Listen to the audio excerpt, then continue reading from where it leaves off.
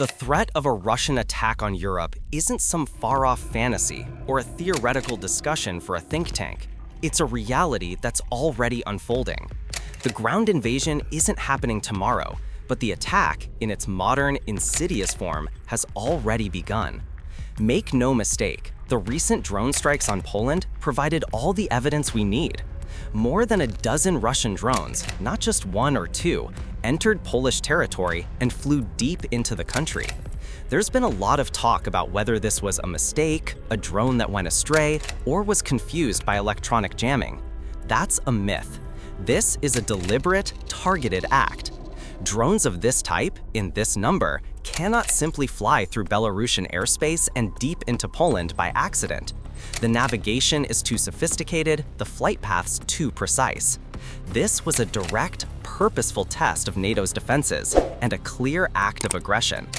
The terrifying power of this attack isn't its destructive force, but its strategic intent. This isn't about destroying a military base or an airport. This is a direct test of resolve, a test of Poland's and, by extension, NATO's ability to respond. It's an information operation, a psychological operation, and a military probe all rolled into one. The drones are cheap, almost disposable, but forcing Poland to scramble jets and use its multi-million-dollar Patriot missiles to shoot them down is a massive win for Russia. It shows a fundamental asymmetry. Russia can afford to use thousands of these cheap, expendable drones. Can Poland and its allies afford to use millions of dollars of their most advanced missiles to stop them? It creates a drain on resources and a crisis of confidence. You're watching a deliberate escalation, a pattern of low-level aggression that Russia has been employing against European nations for years. We've seen cyber attacks that have crippled power grids in several European nations. We've seen them actively jamming GPS signals over the Baltic Sea, disrupting civilian air traffic, and posing a direct threat to passenger safety. These are all acts of war under international law, and in most eras, they would have been met with a full-fledged military response. But Russia has been able to get away with it, gauging the response, or lack thereof, from a seemingly complacent West. The most dangerous misconception in the West is that because the Russian army is bogged down in Ukraine, they simply couldn't mount a simultaneous attack on a NATO member. That's a dangerous lie. The resources needed for these low-level hybrid attacks are minimal and don't require pulling a single tank off the front lines. Russia has become a master of this kind of conflict. Their military-industrial complex is on a full war footing, and they have an abundance of these cheap, mass-produced drones that can be used to swarm a target and overload its defenses. This isn't about seizing a capital city.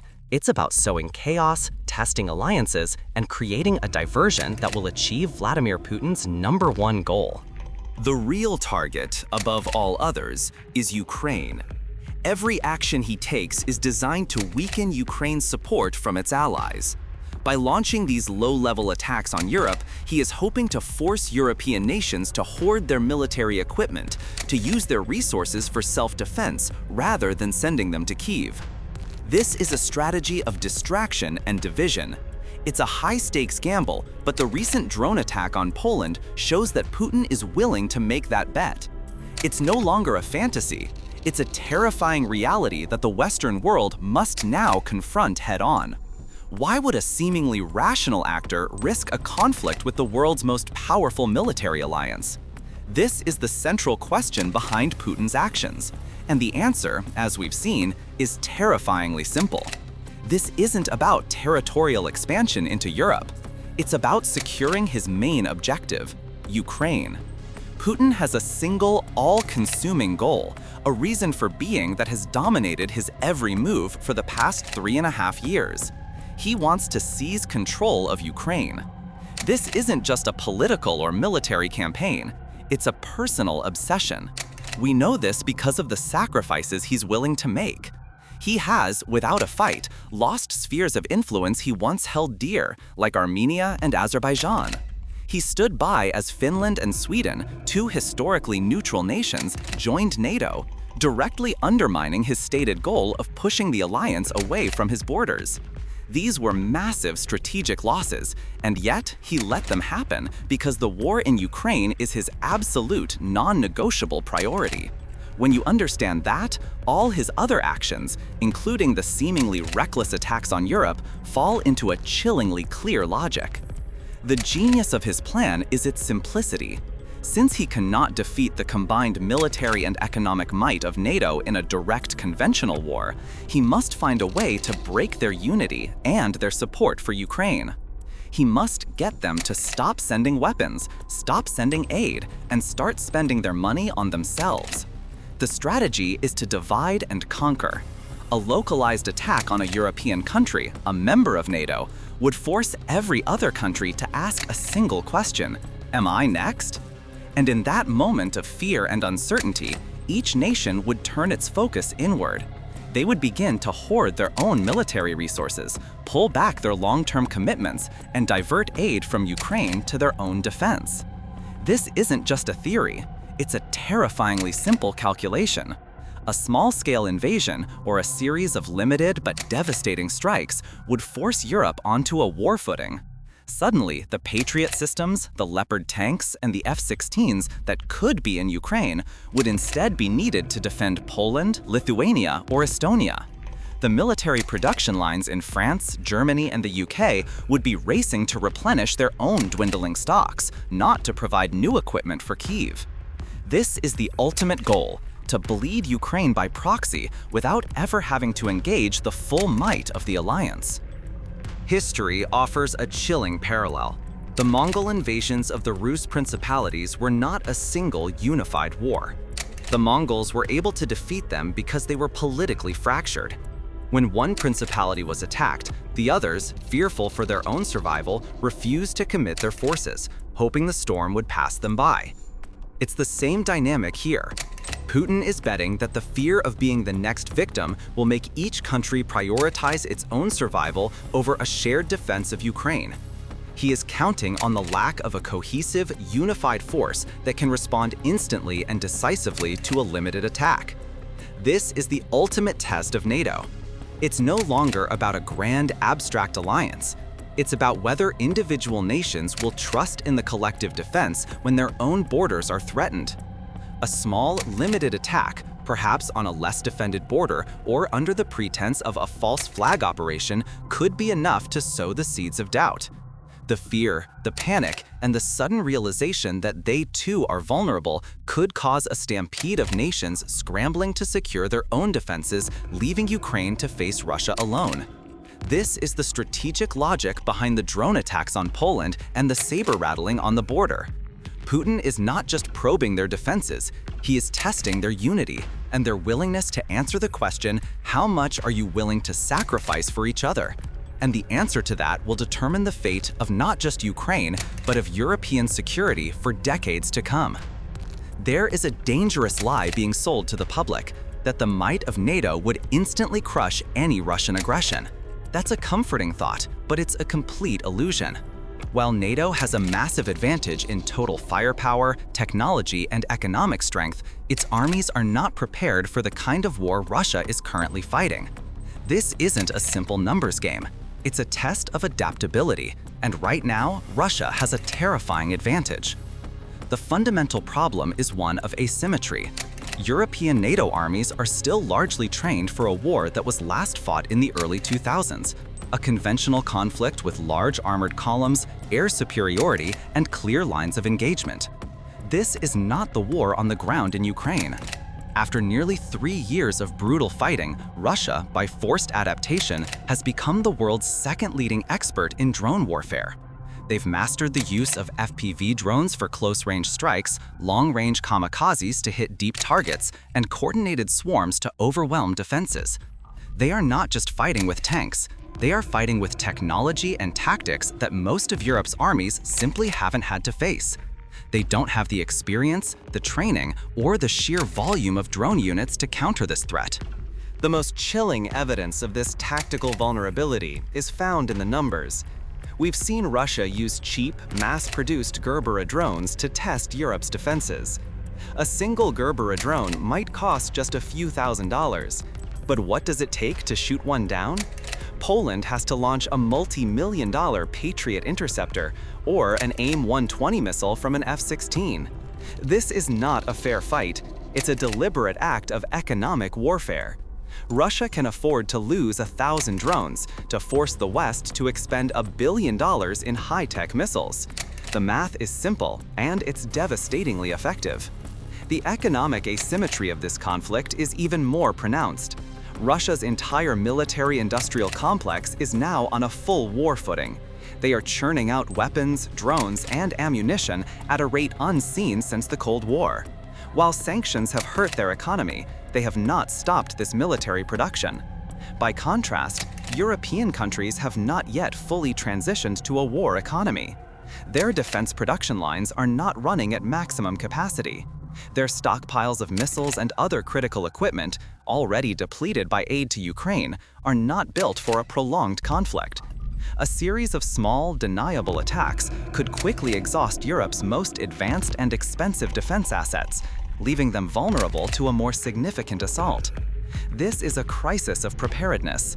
NATO is a behemoth, but it is a behemoth designed to fight a different war.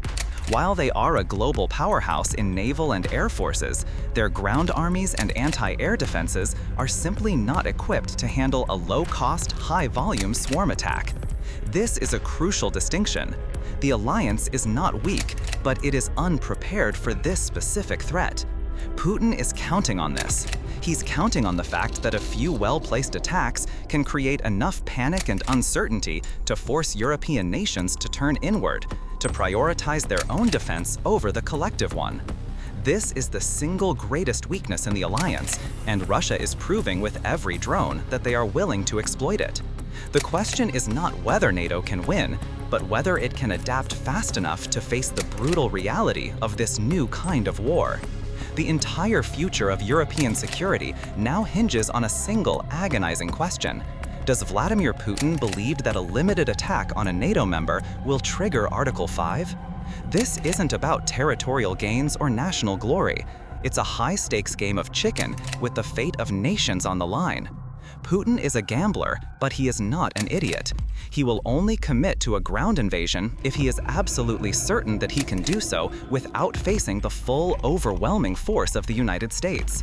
His entire strategy is built on finding a way to violate a red line without triggering the ultimate response. For years, the political climate in the West has been the key variable in this terrifying equation. You have to understand how Putin's mind works. He is not a fanatical ideologue seeking a nuclear apocalypse. He is a deeply cynical, rational actor who is obsessed with his own survival. This means that he will never do anything to put his own life at 100% risk. Therefore, the ultimate deterrent is the fear that a move against NATO would be met with American military power, from Tomahawk missiles and submarines to a full-scale deployment of US forces. This is why the political shift in the West created such a dangerous opportunity. For years, Putin listened as a certain American politician called European allies freeloaders and openly questioned the value of Article 5. This wasn't just noise, it was a signal. It told him that the foundation of the NATO alliance might be crumbling, that the one thing he feared most, a unified response from the West, might not come to pass.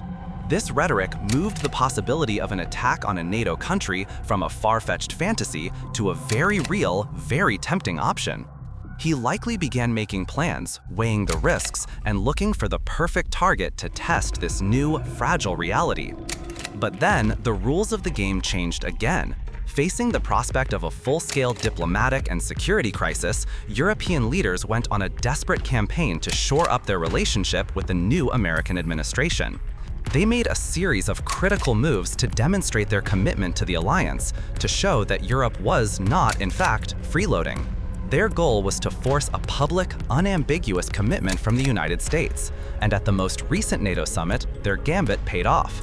The American president publicly reaffirmed the US commitment to collective defense, stating unequivocally that the US would stand by its allies.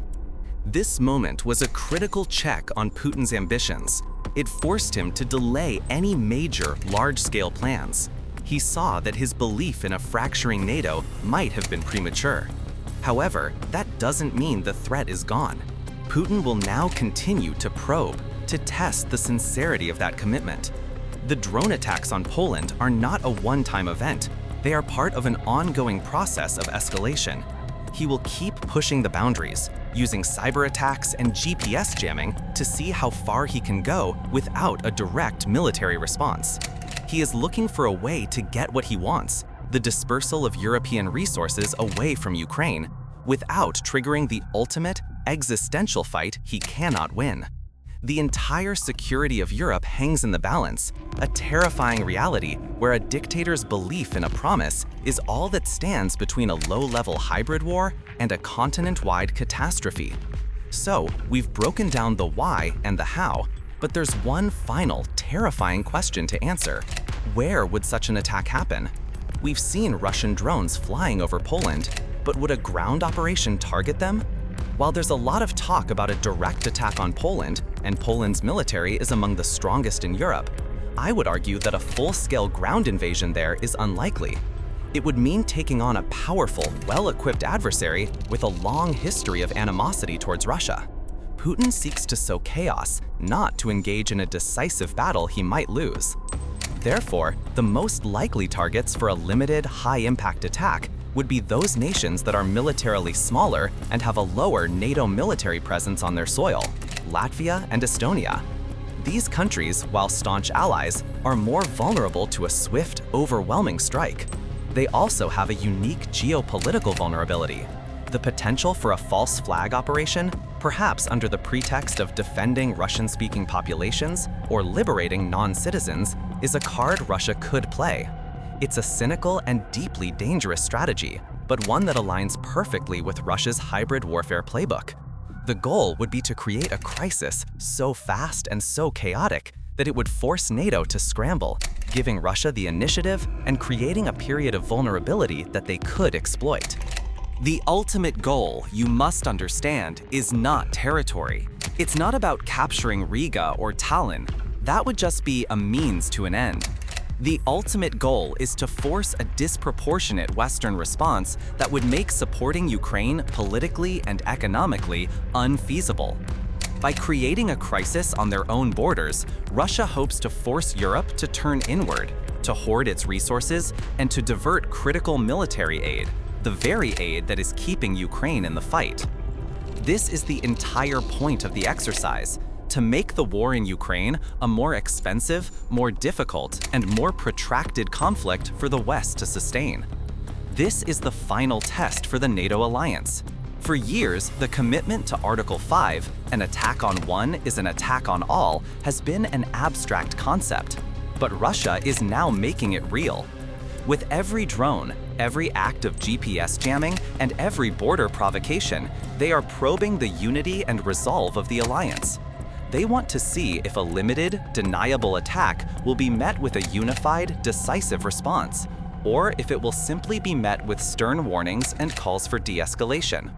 The answer to that question will determine the security of the entire continent. The ultimate takeaway is not to panic, but to act. The threat is real, and it is here. A dictator only stops when he is stopped. He will keep pushing, keep testing, and keep escalating until he meets a firm, unified, and unmistakable response. The attacks on Poland were a success for Russia. They showed a vulnerability and forced a discussion.